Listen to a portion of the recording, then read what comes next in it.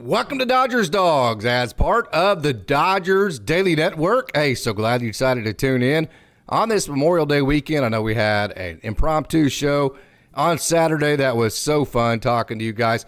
Even though we're in one of those lulls for the Dodgers right now, hey, we're going to get into it. We always have the tough conversations here, and we do it in a way that doesn't throw shade on anybody or anything like that. But the conversations need to be had, right? Like yesterday, we talked about Freddie Freeman and some of those type situations. So what is going on with the Dodgers? We're going to talk about that.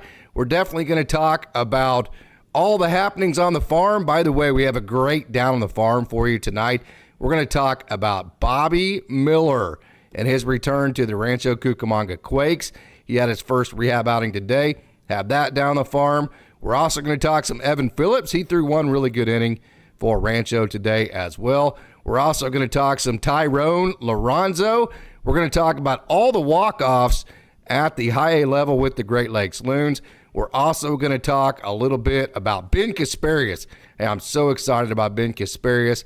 And then also at the AAA level, JamesOutman. And then a couple guys I think you need to know are Andre Lipcius and then also Chris Owings. And the reason why, those are guys that are offensive. Chris Owings today played shortstop, and I know that's one of those deals with the Dodgers to where I know Dodgers fans aren't totally sold that Mookie Betts at shortstop every single day is the answer. Chris Owings with a whole bunch of Major League at-bats.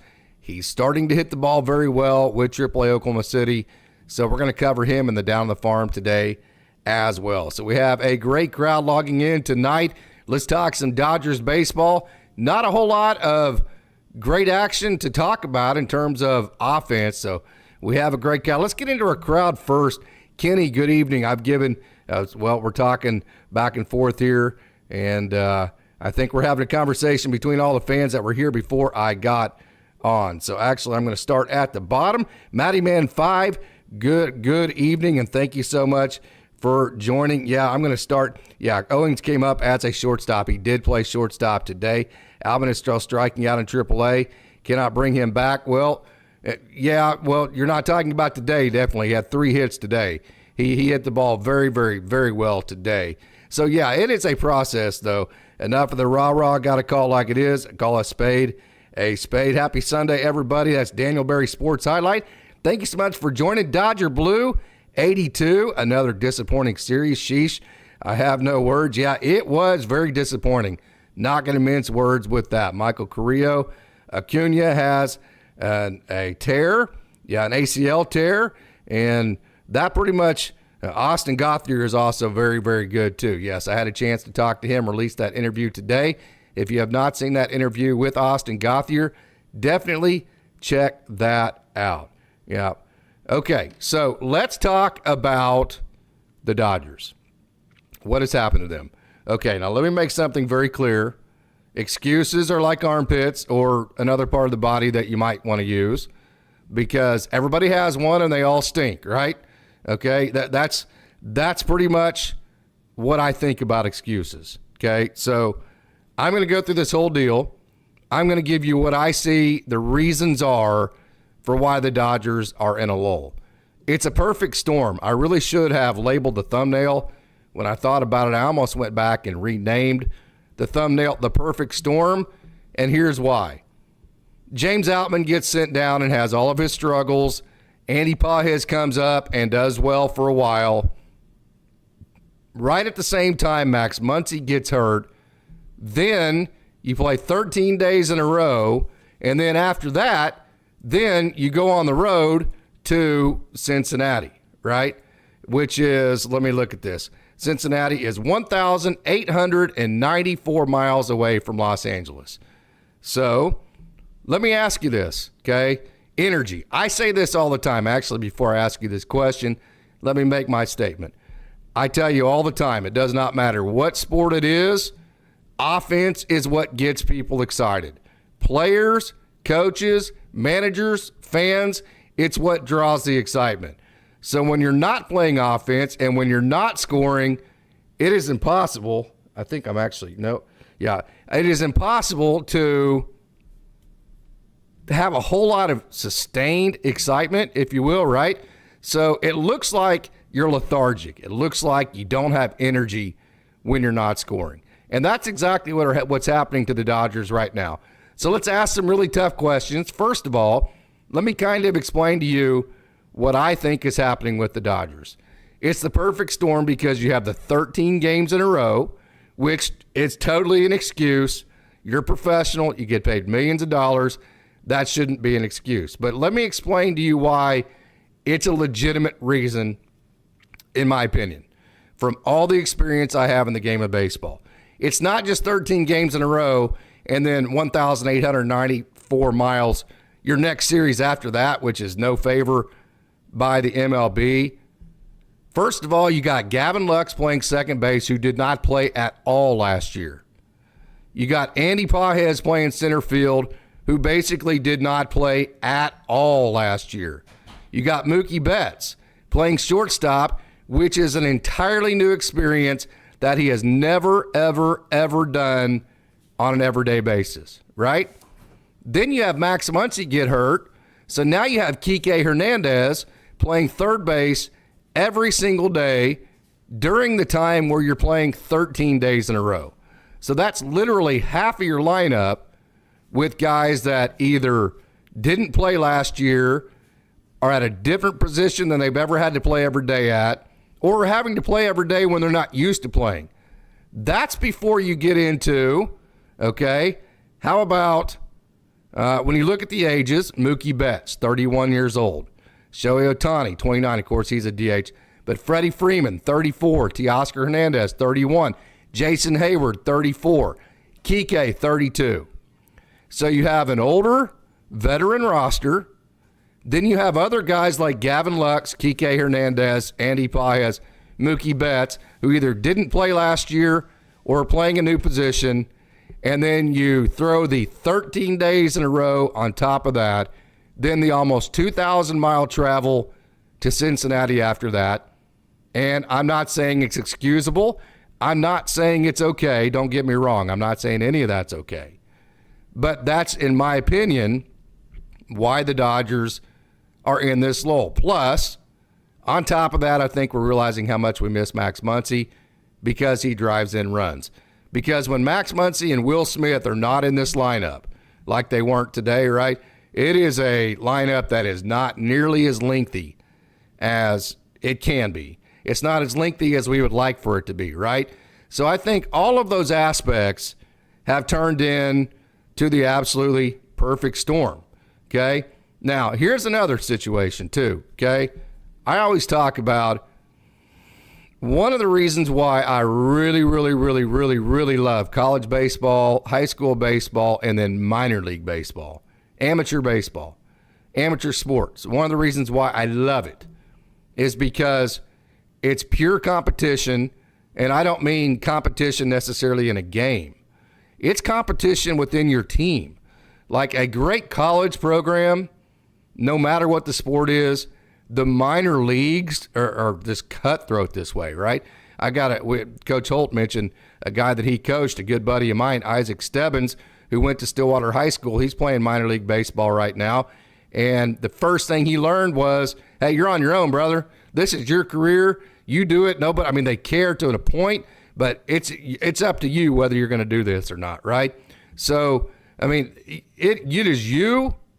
Yes, you're competing against all the guys you're playing the games against, but you're also competing against the guys in your own system to advance. There's other guys that want to advance at the exact same position you do. So the minor leagues, what it does, college baseball, high school baseball, everybody within a team is competing with each other for all of these roster spots and starting positions. So you have all these competitions, individual competitions, inside of a team element, and then you put all that together and it makes for very competitive people, a very competitive environment, and then we throw it in the mix. The best teams actually root for each other. So when you get into the major leagues, you got Mookie Betts, you got Shohei Ohtani, you got Freddie Freeman, you got Will Smith, you got Teoscar Hernandez, you got Max Muncy. Those guys aren't going anywhere, no matter what. Those guys are in the trust tree, correct? And I'm not saying that's a bad thing. Don't get me wrong. I'm just saying it is a thing, right? So they're not having to compete as far as the internal battles with everybody else, and it's not one of those individual competitions within a team element. So whenever you get like an 8 or 9 game lead and things are getting pretty easy for you, and you know that, hey, I am a starter on this team, it's all good, right? Then it's easy to just let up a little bit. And, in the major leagues, mentally, especially when it's all that perfect, this is all the part of the perfect storm I'm talking about. When you let up just mentally because you're on a roll and it just looks like, I've mentioned even myself a couple of times, the Dodgers are going to run away with the NL West. When you get on that roll, it's easy to let up just a little bit. And even the Reds, a team that hasn't been very good as of late, if you let up just a little bit, they can get you. They have major league players, guys. Spencer Steer, I saw Spencer Steer probably 50 at-bats with Wichita. When I would go to Wichita, matter of fact, a couple of the interviews I did with John Rooney, Braden Fisher, the AA manager, Scott Hennessy. Also, not my most recent interview with Austin Gauthier, but the one before that, they were done at Wichita. Well, guess who was on that Wichita team? Spencer Steer. I know all about him.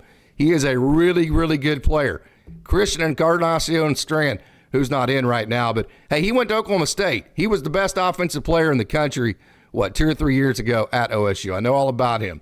So I say that to say, if you let up a little bit, every single major league team has major leaguers on it, and they will make you pay. And what you find out is it's a lot easier to get into that rut than it is to get out of it. That's the perfect storm that has brewed for the Dodgers. That's where they're at.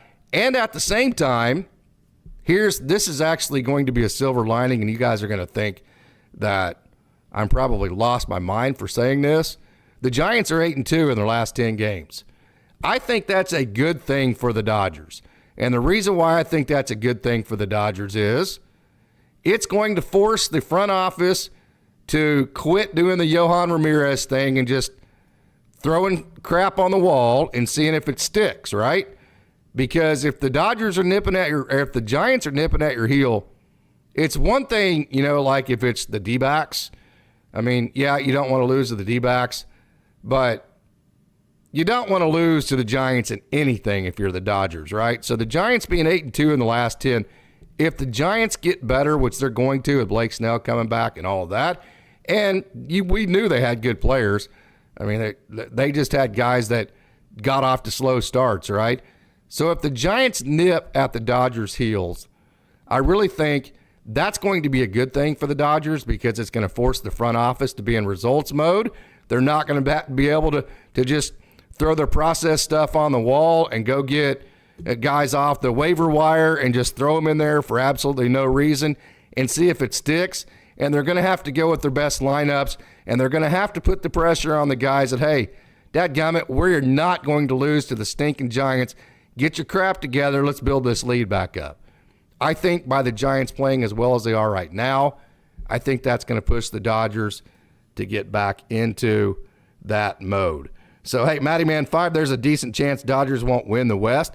Yeah, that is what we're talking about here. I think, but again, I think the Giants playing well is something that will help the Dodgers in the long run. Kenny Chung and the Giants are depleted due to injuries, yet they're finding ways to win. No excuses for the Dodgers. Yeah, I totally agree. Ela Shiva says it was beyond stupidity to put Yohan out there. Yeah, we've discussed that issue. Michael Carrillo, Chapman is playing way better. Yeah, he's one of those hot and cold dudes. Michael Carrillo, I think the Giants and D-backs are going to get hot. They both have really good players. Both of those teams have good players. And I'll tell you what, man, the Dodgers, again, I think that's going to help the Dodgers because we know the Dodgers have the best talent. I don't think there's any doubt about that. It's just going to come down to how sharp do the Dodgers play as far as day-to-day. Matty Man says, why does Will Smith have every other day off? That's a good question, Craig, but I can tell you this. I complained quite a bit last year that Austin Barnes wasn't productive enough to give Will Smith enough days off. And if you look at Will Smith's production down the stretch last year, I think that affected him. So I think, again, that goes back, Craig, to the Dodgers are able, when they have a big lead, to play process mode. They're able to look long run, right? And I even said in the last show they're willing to lose some battles to continue with the long run viewpoint. Not if it's the Giants, man. You don't want to lose to the Giants. So I'm saying that they're giving Will these days off to make sure that he's more fresh down the stretch than he was last year. And they had a big enough lead where they felt like they could do that. And they did.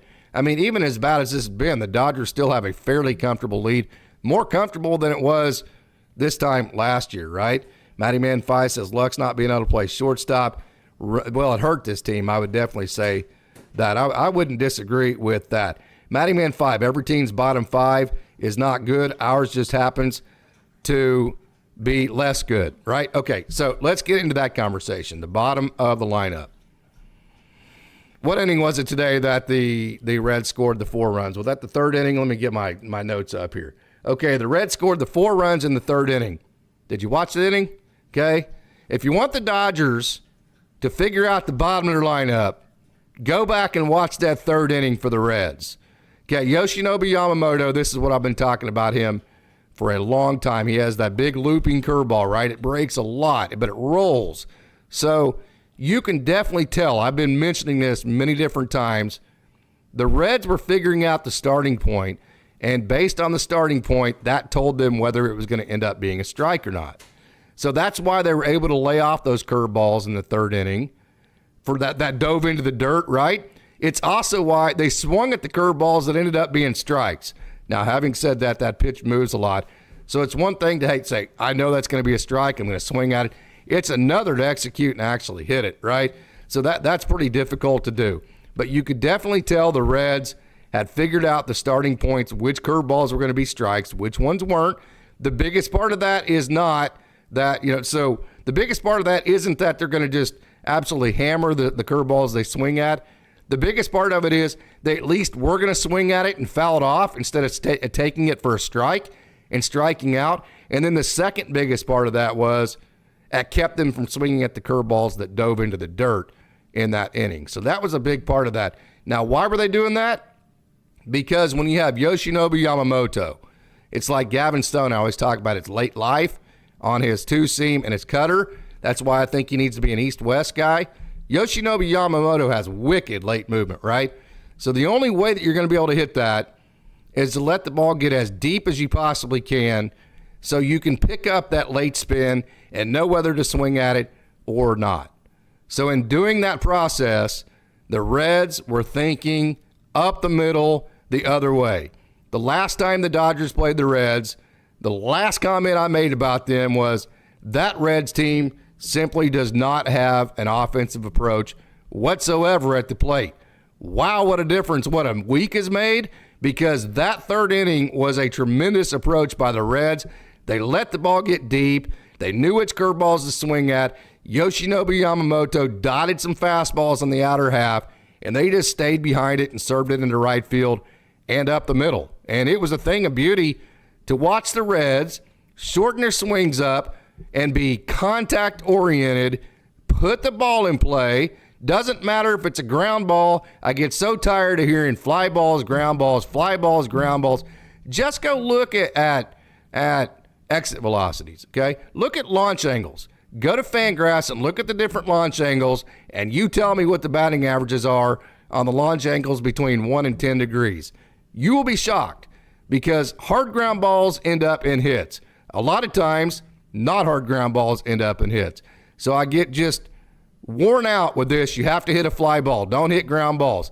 All of this, because then you go watch an inning like the Reds, and I'm not saying that you're like your top 4 or 5 hitters need to think like that. I don't mind Max Muncy trying to lift the ball and trying to hit home runs. I don't mind. Matter of fact, I hope he does. I want Teoscar Hernandez lifting the ball and hitting home runs because they're going to strike out a lot. And so when they don't strike out, it needs to be productive, right? I'm not saying that. What I'm saying is the Dodgers, with their last 3 to 4 positions in their lineup, they need to have the offensive approach that exactly mimics what the Reds did to YoshinobuYamamoto today. It was old school beautiful. And it was against my Dodgers, so it's frustrating. But I'm not going to lie. I think you can tell with my tone as a baseball purist, it was kind of fun to watch because it was like, dang, look at that, man. I mean, I guess you don't have to hit the ball near. I guess you don't have to swing and miss. I guess you don't have to hit home runs. I guess you don't have to have big swings and swing out of your ass to score runs, right? I guess you can shorten up and take that pitch on the outer half to right field and still put up a 4 spot against a pitcher that everybody is telling us is elite. I guess you can do that, right? So if the Reds can do that with the lineup they put out there, you can't convince me that the Dodgers can't find 3 to 4 guys for the bottom of their lineup that can't have that exact same approach. Now, don't get me wrong. There's going to be times to where at the exact same time, some of those ground balls are going to be 4 hoppers to the second baseman, and everybody's going to go, oh, we're not hitting the ball hard, and they're easy outs and this and that. You know, it's all about the odds and playing it over the long run. So I get all that too. But you can't convince me. The Dodgers can't go out and find 3 or 4 guys that can have short swings, that can think up the middle, that can think the other way, that can let the ball get deep and have long pitch counts and just be contact oriented, on base oriented, just be pesky, that type of deal. Exactly what the Reds were in the 3rd inning. You can't convince me that the Dodgers can't go find guys that can do that at the bottom of their lineup. Kenny Chung says, I agree with Casey. Pass the baton instead of hero ball. Matty Man 5 says, do the Dodgers ever do anything like that? Have a plan at the plate? Well, actually, I understand what you're saying, and I agree with you, Matty Man, but from a game plan perspective and a swing mechanics perspective, the Dodgers are actually one of the most prepared teams in the organization, in baseball, as far as putting plans together, scouting pitchers, knowing what pitcher's coming, knowing how to attack that pitcher. My opinion, where the Dodgers fail is whenever you get in the middle of a game and something's not working. Now, how do we just adjust and shorten our swings and just put the ball in play? That's, to me, where it gets frustrating for the Dodgers. Hey, he's not what they sold him to be, says Matty Man 5. As I think we're talking about, well, I don't know who we're talking about. Yamamoto needs to go up in the zone with his fastball. And, yeah, I guess. I don't disagree with that at all. That high riding four seam. I will say this, okay? Here's my problem with going up in the Yamamoto needs to throw 90 curveballs a game to win. Yeah, that curveball, but the curveball, I'm telling you, it rolls. So major league hitters, especially the more they see it, Matty Man, just go back in the 3rd inning. The Reds knew which ones were going to be strikes and which ones weren't, and they stopped swinging at his curveball that wasn't in the zone because they knew, based on starting points, which one was going to roll out of the zone. So that's going to be a difficult situation for him. Here's another thing, okay? The fastball up in the zone, I can't remember who actually, right here, Michael Carrillo. Okay, spin rate for Yamamoto hovers around 2,300. That's borderline not even four seam. That's not great spin rate on your fastball. So you're talking about a fastball that has very average backspin on it. So when you have fastballs that have average backspin on it and you're trying to throw it to the top of the zone, you're going to get hurt. So like that cutoff is 2,300. So really what YoshinobuYamamoto needs to be doing is cutting his fastball to the left, cutting his fastball to the right, and then tunneling everything else off of the right. So if you have a fastball, let's say you have a cutter and a sinker, and they both start in that same middle location. The sinker turns right, the cutter turns left, right? Then you also have a slider that turns left but also has depth. Then you have a changeup that straight tumbles. You come out of that exact same tunnel, that's Gavin Stone right there. That's why I keep saying turning Gavin Stone right with a sinker, turning him left, tunneling the slider and the changeup off of those two right and left turns is when he's at his best. That, to my opinion, because YoshinobuYamamoto doesn't have incredible backspin on his four-seam fastball, that's what I think he would do best. And then I think he used his curveball kind of like he did a couple of times today just to steal strikes. But I'll back up and say again, hey, the Dodgers have the best instructors in the world. They have the best analytics in the world. They have people that know this stuff way better than I do. that analyze this every day, so I'm probably wrong. And just like I was talking about the other day, I have no data or analysis really to back that up with. That's just from what I see with my own eyes. Matty Man 5K. BC, Mavs getting stuck. Yeah, we're talking about basketball here. All right. Michael Carrillo, the best game of the best game of the season this far is when the Dodgers didn't strike out that one Arizona game. The strikeout's okay. I mean, it's okay when you're hitting home runs. It gets frustrating when you're not. Dodgers wasted Blake Trinan again in this series. Hey, do the Dodgers ever do anything like shorten up and take the ball the other way? Okay, so we talked about the Dodgers' struggles. Let's kind of talk about some of the specifics of it. Shohei Ohtani, these are all in the last 7 games. Shohei Ohtani, 256, OPS 657. So that's like not terrible, but that's not Shohei Ohtani, right? I mean, we have been spoiled by Shohei Ohtani. We expect him to be like hitting like a Hall of Famer like 24 hours a day. Hey, Orlando, good evening, Orlando. Dodgers haven't been going up in the zone with fastballs as a whole. Lots of fastballs away to tunnel with sliders. Yeah, well, Glasnow does because Glasnow has the backspin. I think you're seeing that, Orlando. That's not because it's an organizational shift. It's because Emmett Sheehan is hurt. It's because BobbyMiller is hurt. It's because you no longer have Ryan Pepio, and they've been replaced with Gavin Stone and YoshinobuYamamoto, right? So it's more about who you actually have pitching right now than it is an organizational shift. And to the Dodgers' credit, they are trying to pitch to the pitcher's strength. But I assure you, when BobbyMiller gets back, when Emmett Sheehan gets back, when Kyle Hurt gets back, when River Ryan gets healthy, when Nick Frasso gets healthy, if the Dodgers still had Nick Nastrini and Ryan Pepio, they would be throwing fastballs up in the zone, but that's because that's what they do. Yeah, Eda Shiva says she misses Ryan Pepio. Daryl Jackson, good evening. This team has been very frustrating. Ohtani has the hamstring injury as well. Yep. Who scouted Yamamoto? Okay, didn't they analyze his pitches? That's what Roy Estrada said. Yeah, it's you analyze them, but it's against it's against different competition, good competition. But still, it wasn't against major leaguers. That's why the Dodgers like major league veterans. Yeah. Let's see. Man, that is a tough sale today, Case. I think he's talking about my excuses earlier, and I don't disagree with you. I'm just telling you what I think's actually happening. I'm not saying it's okay in terms of the 13 games in a row, in terms of going on the road almost 2,000 miles being a good reason. I'm not saying it's okay, and I don't disagree with what you're saying as far as being a tough sell as far as that. But let's look at the individual numbers of the last 7 games. Before we do, let me remind you, we have a really fun On the Farm. I had a lot of fun putting this together, posting it, recording it, editing it. It was fun for me because we had BobbyMiller and Evan Phillips at the Rancho level. We've had walk-offs. We had Great Lakes. We had Tyrone Lloronzo, Peter Hubeck, who is one of my favorites.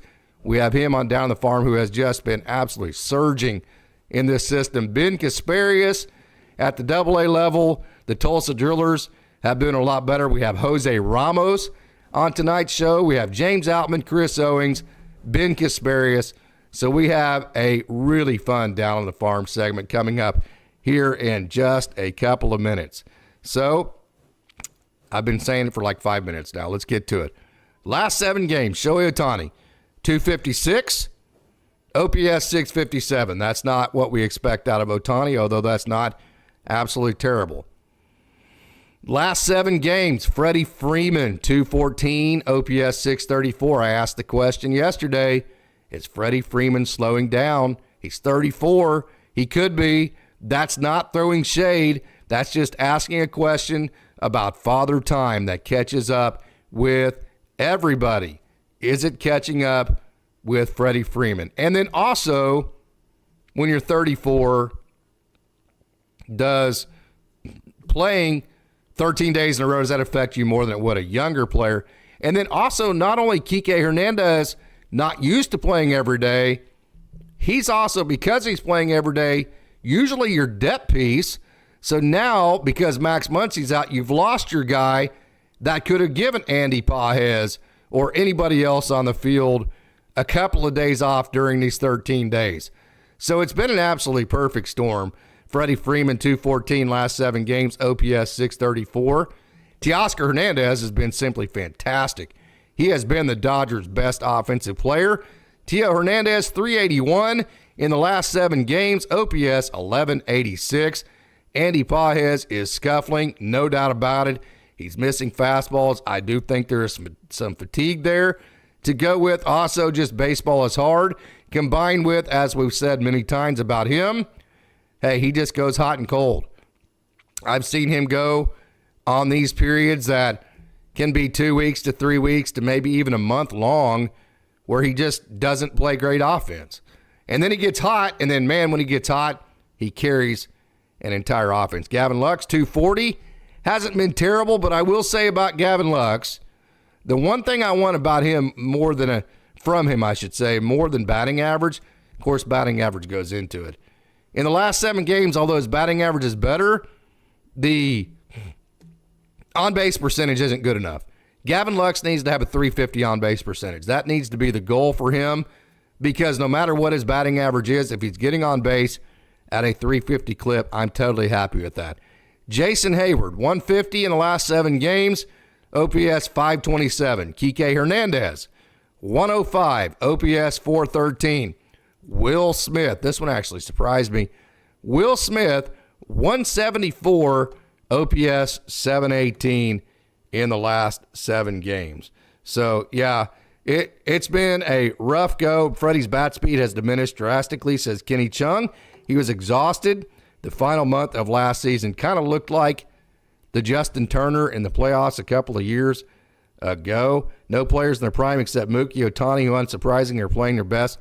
Let's not forget, it's 162. The Dodgers did just get through playing 13 days in a row, and now they're 2,000 miles away from home after that with older players. Okay, so there are factors that go into this.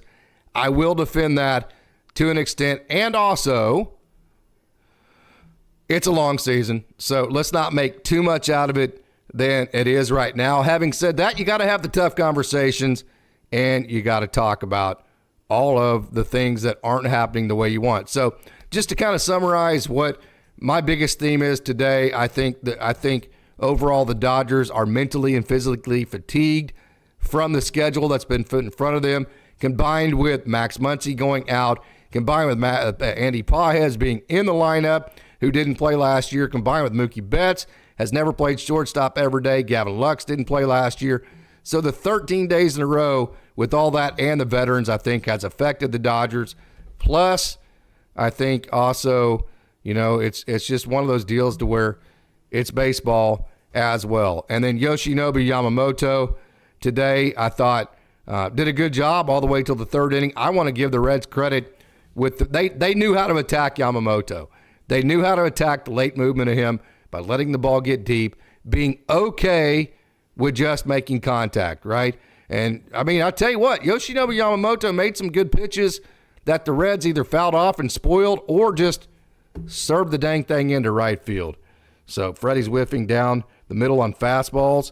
Yeah, when that happens, usually, I mentioned that the other day, when guys start doing things where you go, either they're tired mentally or physically, or they're injured. I don't think Freddie's injured, so I'll go with the tired part of that. Will the Dodgers make a roster move in response to these losses? Maybe bring up a AAA guy. That goes to what I'm talking about, Ilo Shiba. I like individual competitions inside a team element.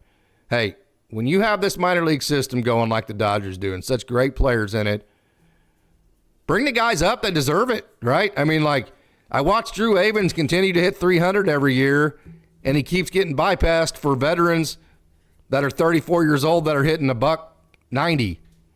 And I'm like, well, there's no way. Drew Avans stole 43 bases a couple of years ago. He's led the PCL in runs scored for all 4 years he's been in the league, right? He's hit around 300. He does all, and that guy, here's another thing. Another way that you can also bust out of slumps too is, when you bring young guys up like Drew Avans, man, that dude's hungry. I mean, if you brought Drew Avans up, he's hungry, right?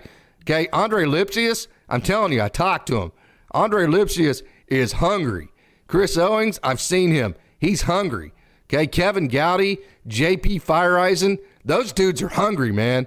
So you bring those guys up, they're going to bring a different hunger to the locker room that hey, you want the veterans to lead your clubhouse. Don't get me wrong. You want them to be the overriding influences, but there are times throughout the year to where the dominating, overriding feel to your clubhouse is dominated by the energy and excitement that your young guys bring.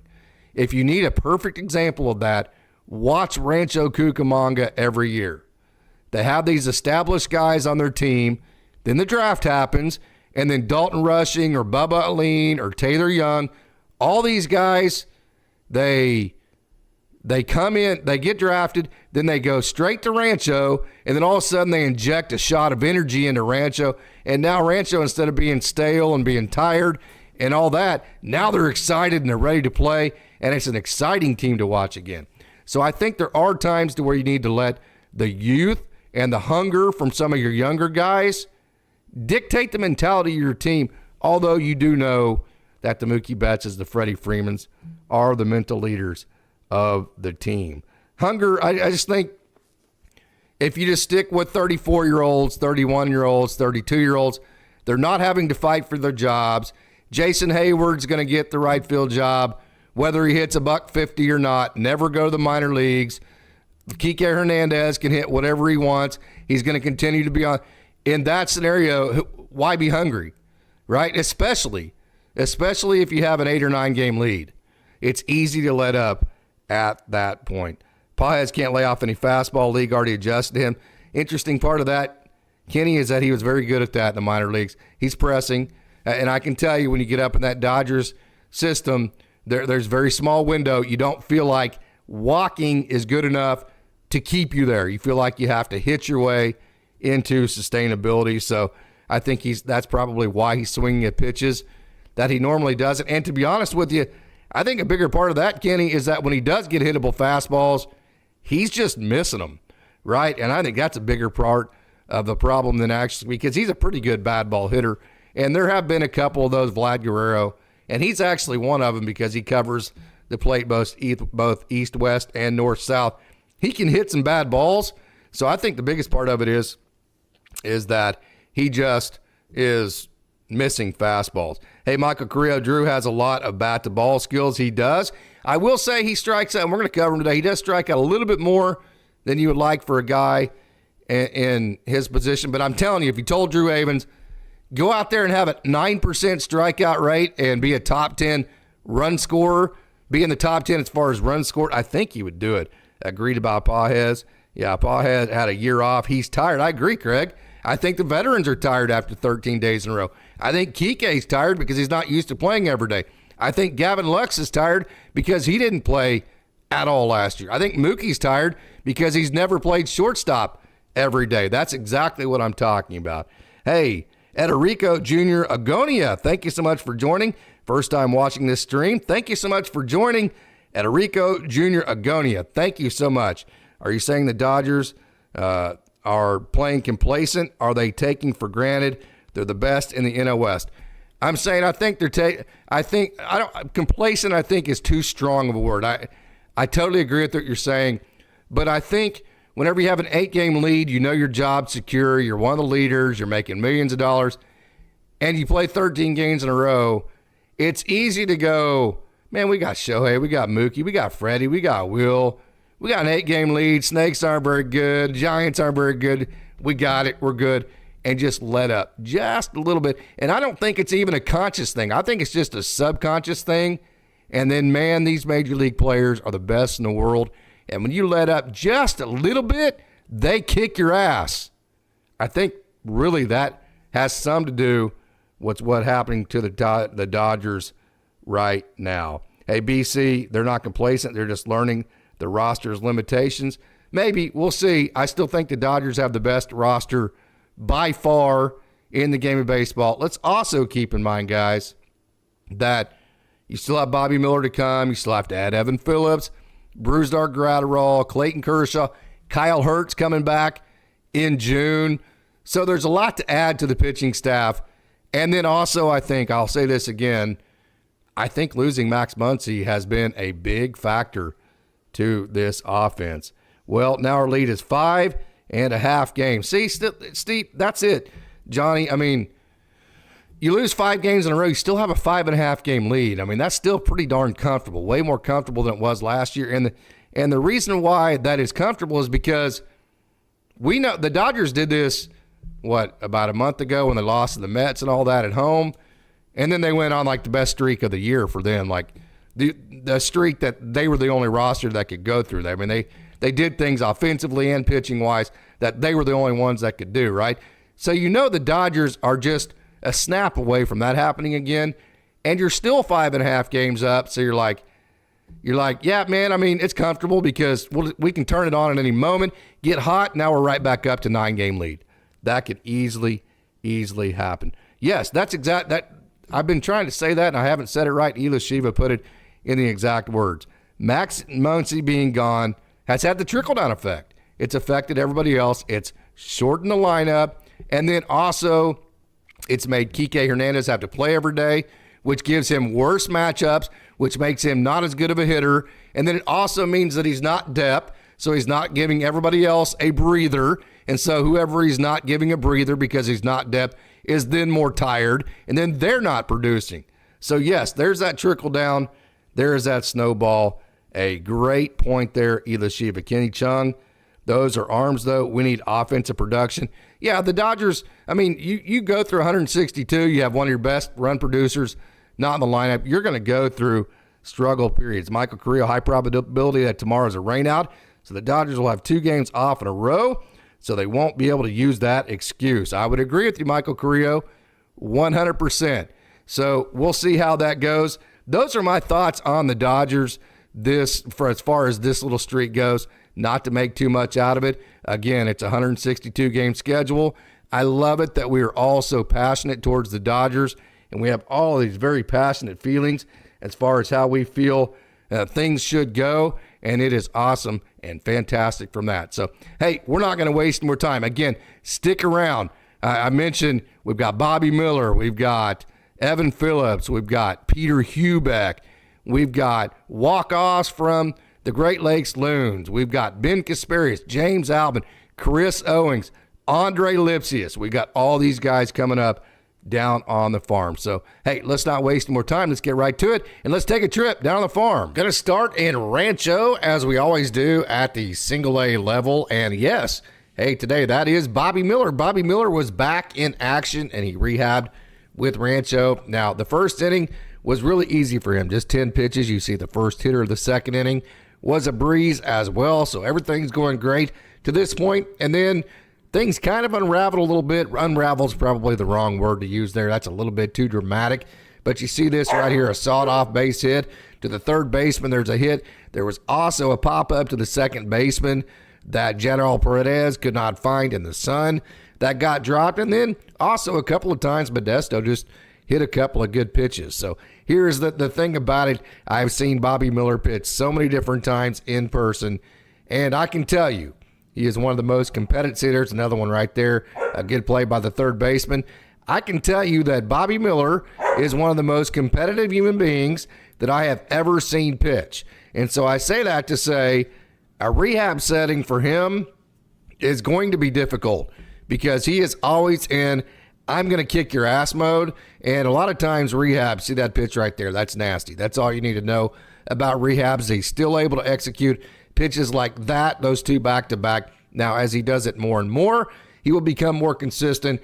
But he is always in I want to kick your ass mode, right? So when he gives up a hit like that, that's going to frustrate him because he is all about results, which I love. So the process of rehab, in my opinion, just from me seeing him pitch and his mentality of how competitive he is, I think it's going to be tough on him. So, hey, the rumor is about 3 different rehabs, so that would mean 2 more. No telling where the next 2 are going to be. I would think probably with Oklahoma City. That's just strictly a guess on my part. Of course, this was with Rancho today. But again, hey, BobbyMiller was back on the bump.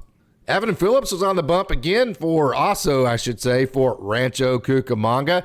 And man, he made it look really, really easy. That dirty cutter / slider / sweeper, whatever you want to call it. 11 pitches was all he needed to send down the Modesto Nuts. And man, we have talked about, hey, the bullpen, honestly, for the Dodgers, look at that sweeper pitch. That is just an awesome pitch. The bullpen for the Dodgers, for the most part, has overcome all the injuries. But when you have an all-star type of elite relief guy out of your pen like Evan Phillips, it is a big hole. So it was great to see him doing so well in his rehab with Rancho. Going to move up to the high A Great Lakes level, and this is Peter Huback. Hey, Huback is a guy that's very studious of the game. He pays attention, kind of like Justin Robleski, where he likes to really dive in to his own analytics, make his own game plans. Look at that really nice changeup. So he's really invested in his own stuff. As a matter of fact, after his first season with Rancho Cucamonga, he sat down with his pitching coaches, and they had a big discussion of, hey, man, what do I need to be? What type of pitcher do I need to be? His results weren't as good as he wanted them to be at that point. So at that point, they had a big, long discussion. Look at that real nice fastball in the outer half of how they wanted to reinvent Peter Huback. Of course, they added a slider. He spiked his curveball, and they just really got him to start locating and commanding inside the zone. Reinvented himself to an extent, not like completely an overhaul or anything like that, but just kind of refined the sequences. Look at that nice curveball / slider.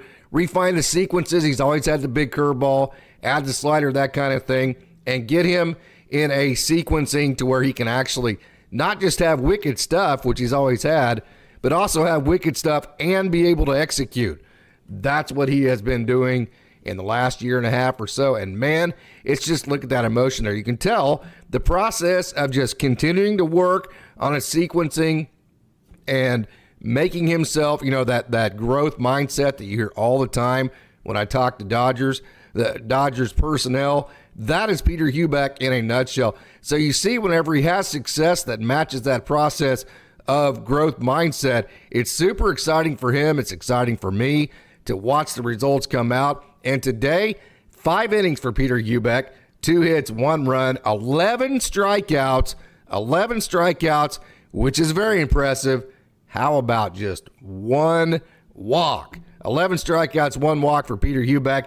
ERA down to just 3.0, 56 strikeouts in 36 innings. So all that process of reinventing yourself, refining all your sequences, refining and really working on your execution, the final product is getting closer for Peter Huback. Got to keep talking about Tyrone Lloronzo. We've talked about the power, the massive exit velos, but look at him just serve that one into right field. That tells you right there that he's also a good hitter. So, hey, we know he got off to the slow start. He's hitting a lot better as of late, and he's committing, like we say, with a lot of these guys like Will Smith, for instance, Freddie Freeman, Shohei Ohtani, I say it all the time, committing to be a great hitter before anything else. Look right there, just easy as can be, right-handed as well, up the middle. So, hey, this is a guy that's been gathering a lot of hits in a very impressive streak. He had 2 hits left-handed, 1 hit right-handed last night. That includes a huge hit in the 9th inning to set up the game-tying home run from Sam Mongelli, which was very, very, very exciting. So Tyrone Lloronzo has been playing very, very well. And as a matter of fact, he has the clutch gene too. How about 2 walk-offs this week? 1 right-handed and 1 left-handed. Also, Tyrone Lloronzo has hits in 6 games in a row and is 15 for his last 40. So wanted to bring up Tyrone Lloronzo one more time and just talk about the hot streak he's on. Remember, he pops under a 1.8 in a game, at least at a top end. He is capable of doing that. So Tyrone Lloronzo, an exciting young catching prospect. Going to move up to the AA level now here with Tulsa. Look at that. 3-2-1 kapow. Jose Ramos. It was good to see him. That didn't go out, obviously, to dead center, 400 feet, but it did end up in a double. Good to see Jose Ramos get a couple of hits. Okay, not going to sugarcoat it. He's been off to a slow start. He has more strikeouts than any other hitter in the Texas League. Hey, I'm not trying to throw shade there, not trying to be negative. That just is simply a fact about Jose Ramos. So a slow start, he struggled. We've always said the thing about it for him is bat to ball. Can he put the ball in play more often? Well, so far this year, he has not done that.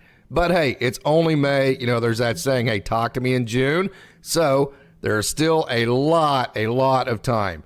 And when you have the tools that he has, the foot speed, the arm, the long, lanky body, the power, and the potential to actually have a hit tool that will put the ball in play in time, what you do is you keep putting that unbelievable talent out on the field. You keep giving him at bats every day. You keep grinding at it, and then you just hope at some point it clicks and he starts putting the ball in play more often. The thing about it would be, hey, Jose, with all your power, you know, let's say you hit 16, 17 home runs. Well, what if you put the ball in play 30 more times a year? So out of those 30, let's say that 5 of those are home runs. Now we're hitting 23 home runs instead of 18. Those are the kind of conversations you have to convince a guy, because we talk about all the time in the Dodgers system. You heard Andre Lipcius say it the other day. The Dodgers let you be you. Hey, man, it is your career. So when they talk to you, they're not talking to you like a high school coach would talk to their player, like, this is what we're going to do. You don't have any choice in it. Go do that, right? When the Dodgers talk to their players, they make suggestions, and they make those suggestions with the premise of, hey, this is your career. I'm giving you a suggestion of what I think will help your career. It's up to you whether you want to do it or not. But again, the results are going to be the results, and you're going to get evaluated on those results. So that's the kind of conversation you'd probably have with a guy like Jose Ramos, is that if you just put the ball in play more often, you would hit more home runs and have a chance to advance faster. So hopefully Jose Ramos, these 2 hits today can lead to a streak. He can start putting the ball in play more, and he can reach that massive potential that we all know he has. So this is another guy that I'm just telling you, I know you look at the stats, kind of like the Jose Ramos deal. You go, yeah. I'm telling you, Ryan Sublett has a lot of talent, man. This guy has, you can see it right here. He has a unique release point, a unique windup. He has a unique motion, all of that. And I saw him back at Texas Tech. I've seen him go on long heaters. Even with Tulsa, even last year, he got off to a really fast start. Okay, he loses the strike zone. Not going to sugarcoat that. And sometimes it goes sideways on him from that aspect of it. So I will make this statement about him. Not if, when, as he keeps grinding. You know, the Dodgers did send him to the Arizona Fall League because they think that much of him. When he figures out both the control and command aspect to his release point, you know, I think his release point gets away from him from time to time, and then he pulls the ball a little bit, then he tries to overcompensate for that, and the ball ends up going to the backstop, that kind of thing. So when he overcomes those types of things, it's going to be game, set, and match. A lot of Mariano Rivera type movement to the ball, because I'm just telling you, when his ball's in the strike zone, it just doesn't get hit off of barrels. His stuff is that hard to hit. So continue. Again, you know, the results are the results at this point. I'm telling you, continue to check in on Ryan Sublett. The guy is very difficult to hit. It's all in his corner as to mastering the control and command of his release. And like I said, if and not when, he is going to get a lot of outs. So Ryan Sublett. Hey, my man, Drew Avans right there. Kapow. There's a home run. Good for him. And I will say this is a little bit of a rant. I'm not going to go on a big one. I've gone on several different rants about Drew Avans and how he should have opportunity at the big level. Again, he's leading the Pacific Coast League in runs scored, having another good year, around 300 steals, a million different bases, gets on base. You can't convince me that he wouldn't be every bit as good of an offensive player as any of the auxiliary outfielders that they have thrown out there this year. So you're just not going to convince me that he wouldn't be as good of an option as any of those guys. So that's my own, I'll stop right there. That'll be my only rant on Drew Avans, and I will finish by saying he's hitting .298 with AAA Oklahoma City again. OPS 849, so it's not like his OPS is like around 600. Now, he does strike out a little bit more for the type of player that he is than you would like. But again, his OPS, the trade after that is 849. Check this out, though. On-base percentage of 390. That leads the PCL, and the PCL he leads in runs scored. So, hey, this has been your Dodgers daily reminder that Drew Avans is a hell of a baseball player. Sticking with AAA Oklahoma City, JamesOutman, look at that. That is a beautiful looking home run right there, right? That is just simply fantastic.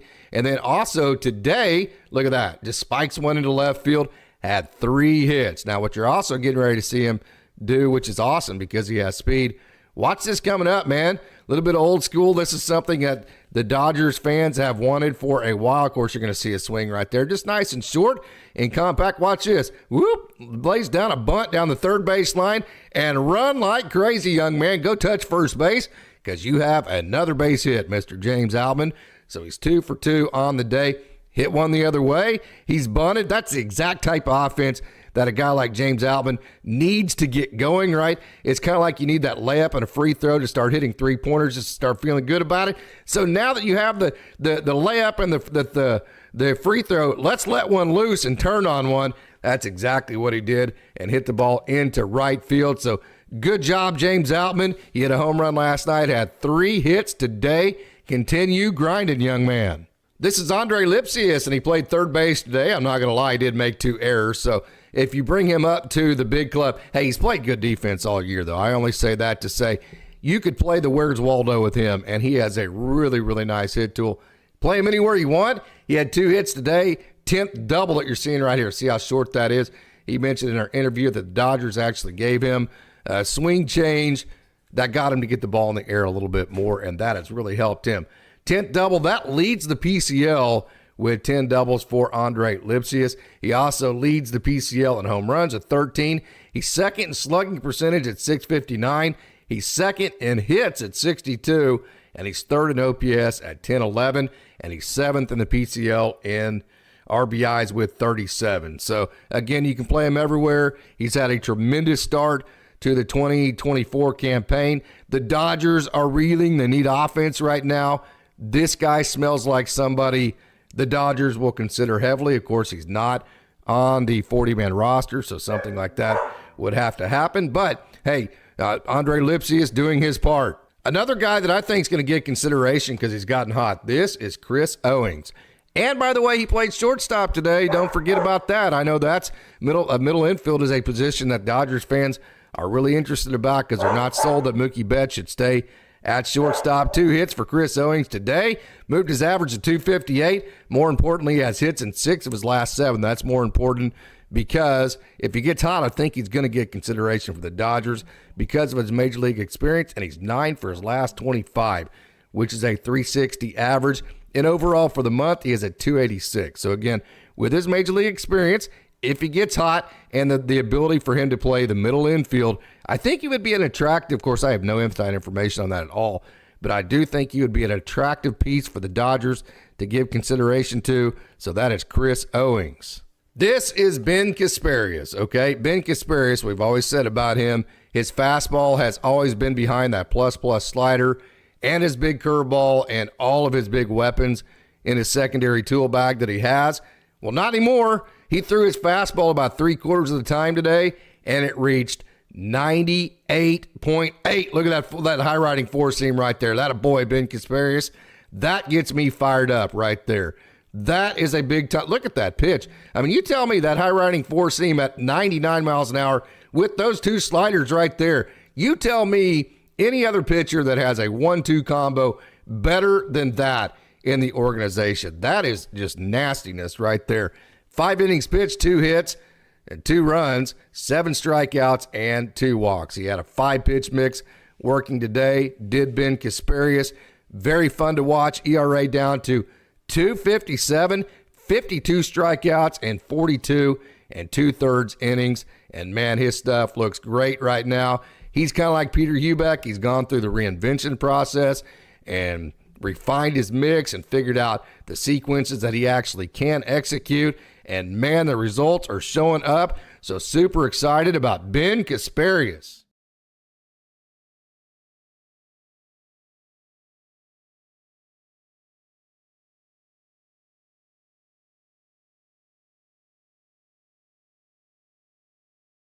There we go. Yeah, so there is our Down on the Farm segment.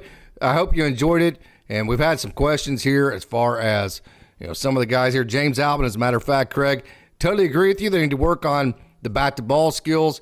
I've said many times, I hope he gets his strikeout rate down to 25%. What they've actually done, Manny Burris is the Oklahoma City hitting coach, AAA. Of course, what they do, and this is why part of my rant yesterday, what they do, like with Ryan Brazier, Andre Lipcius, and guys that go on what are called the developmental list. Like I see Frank Rodriguez right now. He's on the dev. They call it the dev list, developmental list. So they go to whatever instructor they need to. Usually it's the complex like in Arizona where they have several instructors. Then they go work on inventing something, add a pitch. They figure out how to throw strikes, something like that, right? Maddox Bruns has been on that a couple of times.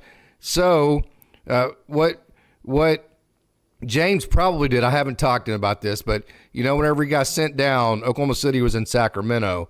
Well, he didn't go to Sacramento with the AAA team. I think probably what he did was he went back to the complex on his way back to Oklahoma City. And so I say all that just to say the organization is working with James on staying through the ball, up the middle, and the opposite field. So when you see those hits that you've seen the last 2 days, that he spiked a curveball in the left field, he spiked an inside fastball in the left field today.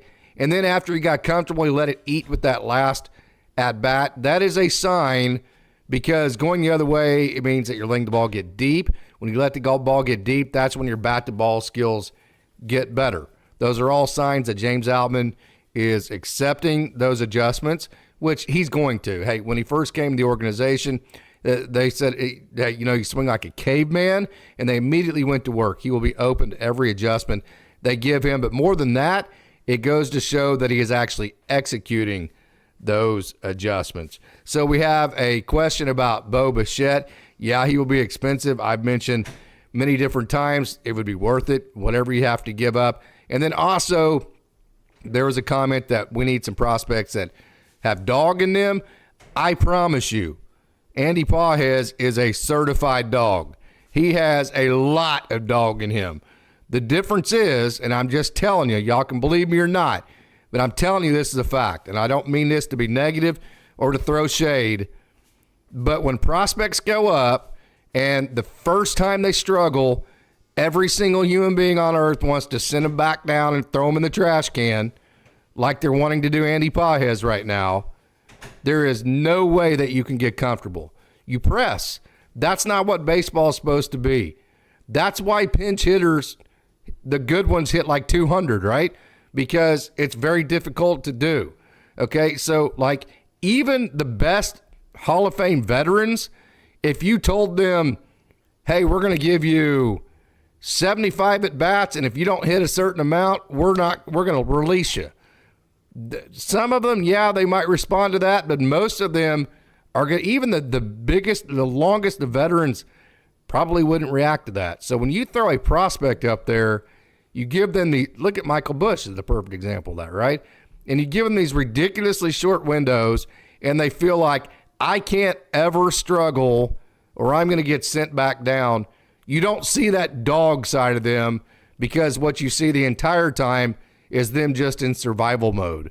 They're just hoping to survive, and they're pressing, they're not comfortable, and so you're not seeing the real them. The difference is, let me give you the perfect case scenarios. The difference in Ryan Pepio the first time, Ryan Pepio the second time. You saw the dog in Ryan Pepio the second time. The difference in Gavin Stone the first time around. Gavin Stone the second time around. You're starting to see some of that dog in Gavin Stone that we've always been talking about. And that's because he's been given runway to actually start feeling comfortable in his skin at the major league level. Mookie is a Gold Glove outfielder, says Johnny Owen. Why play him out of position? Mookie wants to play the infield. I think Mookie's sweet spot, Johnny, actually is second base. I think outfield is harder on his body. I think second base is the sweet spot for him. I think Gavin Lux not being able to play shortstop was a big blow for this team. In an interview today, says Ila Shiva, Mookie said he is open to playing wherever the Dodgers want him, including right field. Mookie will do whatever he wants. I promise you, and I don't have any inside information on this, I promise you he's tired of the narrative that he doesn't care in the postseason, that, hey, he just wants to go bowling and all that. He's tired of that. That's not Mookie Betts. He's a dog. He wants to win. Mookie Betts wants to eliminate that narrative, win a couple of World Series so people never bring that up again. Yeah, I agree, Roy. Roy, he wants to play infield, specifically second base. I agree, Roy.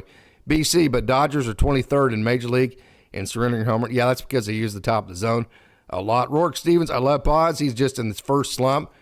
I would agree, and the problem is when you have Shohei Ohtani and you're such a results-based situation because you really need to win a World Series with this roster, how long of a slump do you have to allow Andy Pages to go through?